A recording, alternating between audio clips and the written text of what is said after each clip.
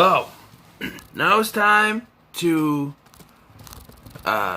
finish up the Boogeyman trilogy with Boogeyman 3. So,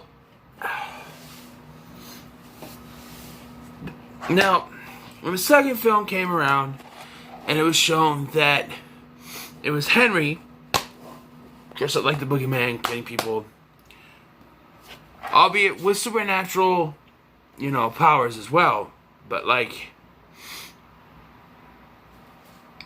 you could kind of connect that there was two different Boogeymen.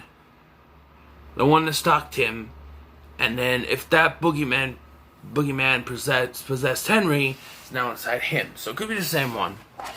This one,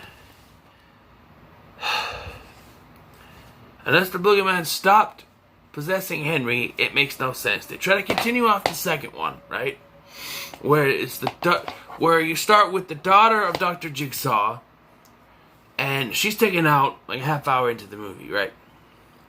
So, if even a half hour, 20 minutes maybe, at most. She's taken out. She's not much of a character. She's just a connecting tissue. And it leaves a journal by the Dr. Jigsaw. But the journal explains that he believed in the Boogeyman. And then they start this whole thing where... Okay, I'm going to go off on the rails, but I'm going to try to get back to format, okay? The journal explains that he believed in the Boogeyman when he didn't. That's all I'm going to say. So the story is, Sarah is this radio DJ for her college, and one of her friends is the daughter of Dr. Jigsaw. When she dies, she claims she saw someone. It makes it look like she hung herself with a belt, but Sarah claims she saw someone strangling her. So she starts to try to figure out what's going on, and she finds out the Boogeyman is responsible. People die because supposedly they start believing about the Boogeyman. I don't know. Let's go with the good. Erin Cahill, she was a Power Ranger, so, and she is pretty good in this. I'll give you that. But yeah.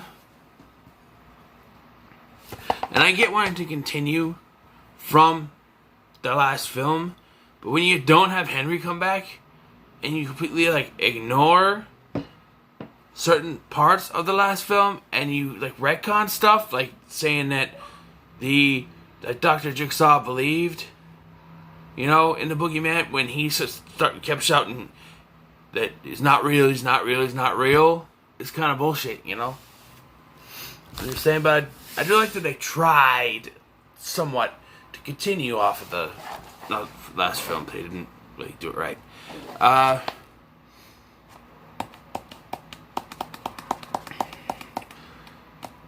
Is that all my positives for this? Because I can't. Okay.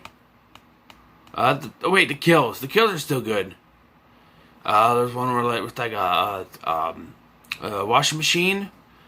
Blood comes squirting out, kills the blonde. It's cool. Some dude gets shoved in a freaking trunk. That's how he dies. Well, he's shown later, but dude gets killed with his broken bong.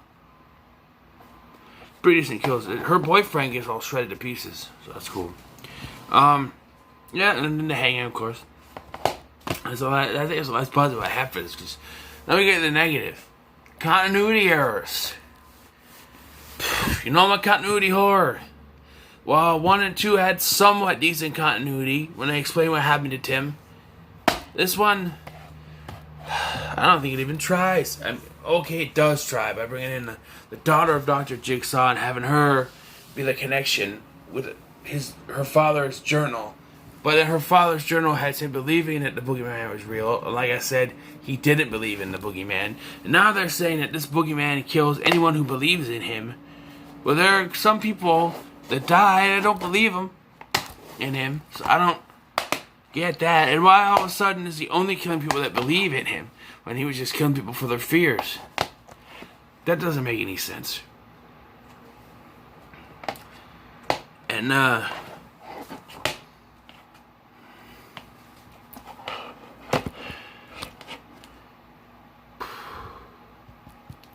It's a generic sequel, alright? It's a generic sequel.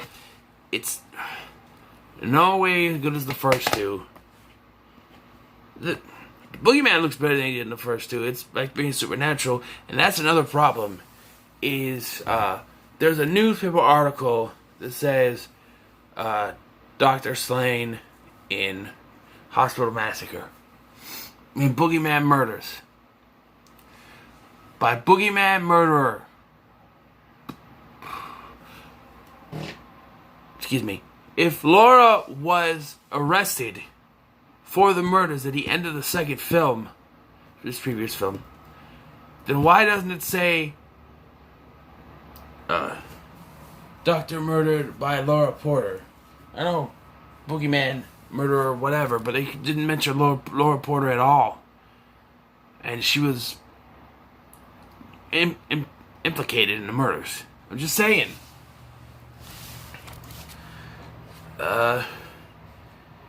And I don't like the ending.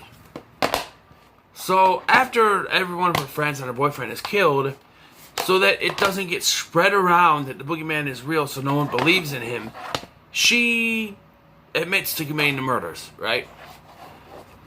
Including the total destruction of her boyfriend, ripped to pieces, right? The cop asks why, how she did it, and she just said, I did it. I killed him. I did it. Okay. You could end it there. But then you have the Boogeyman show up and kill her. So it negates her decision to stand up and, you know, make sure that none of this ever happens. It totally makes no sense. It totally, you know, it makes no sense. Alright? It totally makes her sacrifice make no sense. You know? It makes her sacrifice pointless. Alright? Because she say, oh, I did it. They're going to arrest her. She's going to go to jail. It's going to be like the second one. Maybe I thought it was too much like the second one. So they just have the Boogeyman pull her away. And then you could end it on that. Alright? You could end it on that. It's fine. Big shocking ending. She's dead. Her admitting to the murders was kind of pointless, but you know what? She's dead. No more loose ends, right? There is no more sequels, but they couldn't resist at least trying to set up for something, because they didn't cut to another scene sometime later where these two college girls are now in Sarah's old room, and they're talking about how Sarah was saying that the Boogeyman committed the murders. Alright? First of all, in the police report, it would have said that she admitted to the murders before being murdered by a mysterious assailant. I'm pretty sure that's what it would be, because they wouldn't say Boogeyman. But I don't know, maybe it would be, I don't know, but then one of the roommates goes to study because she can't think, and her blonde is left to be murdered by the Boogeyman, and then end the movie. I don't think that part was needed at all. I don't think that Sarah getting killed was needed at all. All you had to do was have her arrested, be in the elevator, and the last scene should have been them coming out of the elevator, going into the cop car, and as they're driving away, Sarah smiles because she stopped him.